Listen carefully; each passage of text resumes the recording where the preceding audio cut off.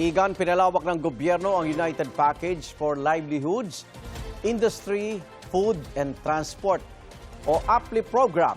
Ngayong araw na simula ng pamamahagi ng ayuda sa mahigit 7 milyong household. May unang balita si Bea Pinlac.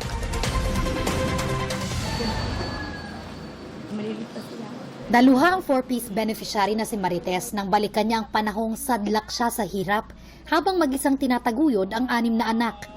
Yung buhay na mahirap. Kahit tanghali na, wala ka pang bigas. Yan. Malilit pa sila.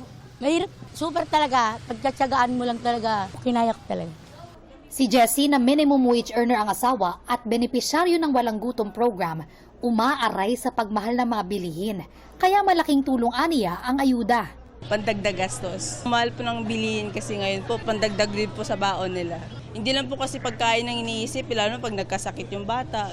Kabilang sina Marites at Jessie sa 7.5 million households na makatatanggap ng ayuda sa ilalim ng programang Uplift o United Package for Livelihoods, Industry, Food and Transport.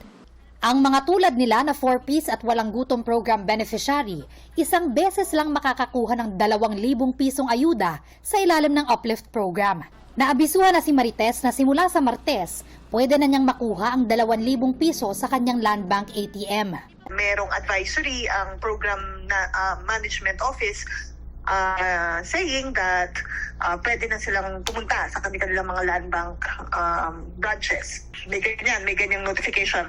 Ang mga tukoy na kabilang sa poor at near poor families base sa Community-Based Monitoring System o CBMS ng PSA noong 2024, makatatanggap ng 2,000 piso kada buwan simula Hulyo hanggang Disyembre. Nakikipag-ugnayan ng DSWD sa local government unit para sa pamamahagi ng ayuda.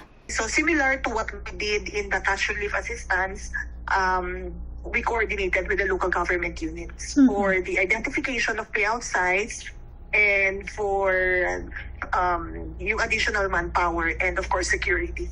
Pero sabi ng DSWD, ngayong Hulyo lang magsasagawa ng manual payout para sa kanila. Dapat yung succeeding payout activities, it will be done through digital wallets. So on the first payout nila, after nila makuha yung kanilang uplift assistance, there will be a separate desk for them to be enrolled in whatever electronic or financial service provider available in their respective local government units. 6 na buwan ding makakakuha ng 2,000 pisong ayuda ang mga manggagawang nasa 20,000 pesos pababa ang SSS monthly salary credit at kasama sa CBMS. SSS will send a notification to their members.